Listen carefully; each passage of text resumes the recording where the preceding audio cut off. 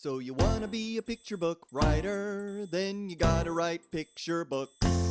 And you're gonna need a bucket load of bright ideas for titles, plots, and hooks. If you're partial to prose or you're raring to rhyme, then repeat after me. It's a challenge, but I'm gonna tackle each story 1 month at a time with 12 by 12. So in this session, I'm going to be explaining techniques that award-winning picture book authors use to achieve their desired effect through control of narrative distance. Now, narrative distance is also called psychic distance or authorial distance, and it refers to how far the narrator takes the reader inside the character's thoughts and perceptions. Understanding narrative distance helps a writer stay in a consistent viewpoint and show characters versus telling about them, which is something we all hear about as writers. So a little bit more about this. Psychic distance was actually the term originally given to this concept by John Gardner in a book called The Art of Fiction, published in 1983. And he called it, quote, distance that the reader feels between himself and the events of the story. John Gardner was a very well-respected, well-known professor of creative writing at Binghamton University, where I got my PhD. I'd never got to study with him. He passed away before I was there, but he wrote several really great books about writing fiction. They were all targeted toward adult fiction writers. It makes it sound so racy, but in order to apply them to children's and young adult literature that I work with, I've given that a lot of thought, and I'm going to share that thought with you. Other names for psychic distance are narrative distance and authorial distance. I choose to use narrative distance because I feel like control of narration has a lot to do with the characters in your story, and sometimes the narrator is not the same as the author. Authorial distance suggests that you want to keep some distance between who you really are and what you're inserting into the narrative of your characters. And that makes a big difference when the audience is children and the characters are children. You don't want them to sound like little adults, right? And you don't want to filter all of the story through your own adult, very mature perceptions, experienced perceptions that kids don't share. And as we all know, when you're writing for especially very small children, like picture book writers do, it's really important to be able to control that viewpoint and be able to get back into the mindset of a young reader or someone that isn't even reading yet, right? Somebody that's pre-literate and still just picking up language, picking up ideas through images and all of that. Gardner's own example in his book were these particular 3 sentences that I'm going to give you. And I am going to be translating it into picture books, but first I want to show you where it all started.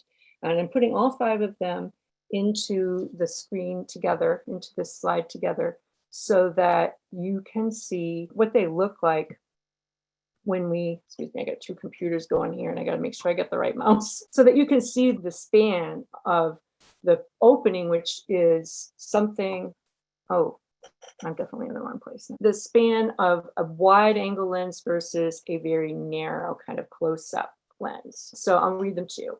The first one, it was a winter of the year 1853. A large man stepped out of a doorway.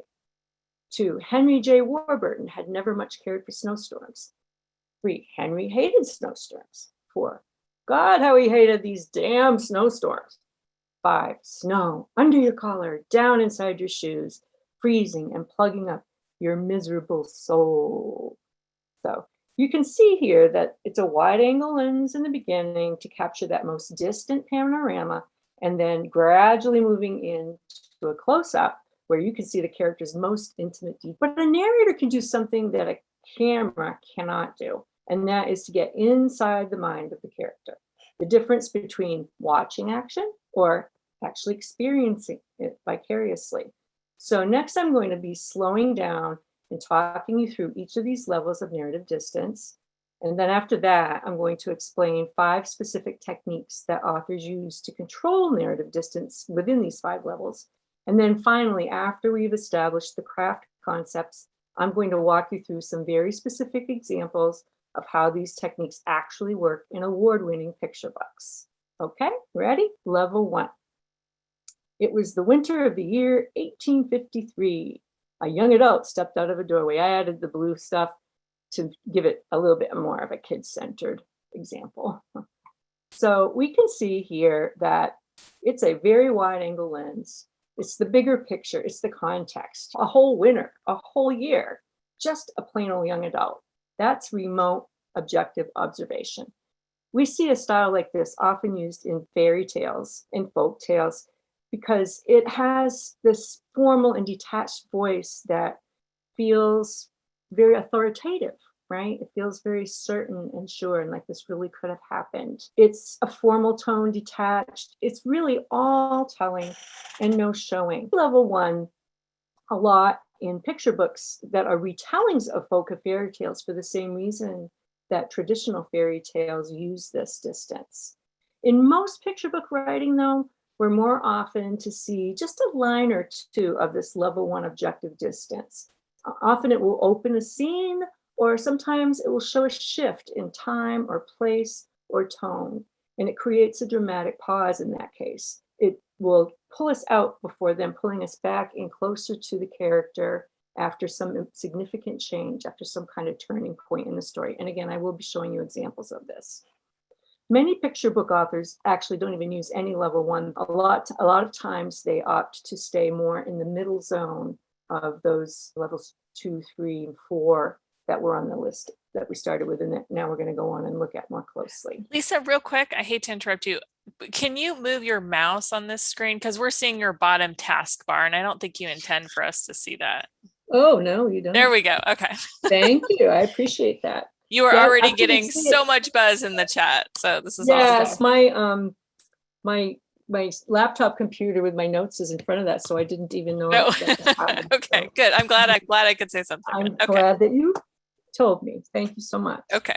All right, on to level 2. Henry J. Warburton had never much cared for snowstorms. So we can see here, we're still quite wide angled, but it sounds more like a voiceover. You can almost hear Emma Thompson saying something. You're getting a bit closer to the character.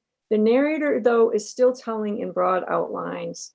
It does start to bring in some particulars, such as a character's name, and it may inform us about a character's emotions and motives as well, but it's telling about them. Had never much cared for snowstorms. It's not coming from an inner expression of emotion. Level 2 is often used for the same reasons as level 1, to provide a broader context or to show a shift of some kind. It can also be used as a transition between level 1 and level 3 as an author more gently eases the reader closer to the character rather than making a sudden jump. On to level 3. Do it together so never you fear. It's a handy little way to help you kick into gear. You're amazing, exciting. Look out, 'cause you're writing 12 by 12. 12 manuscripts. 12 by 12. 12 picture books. 12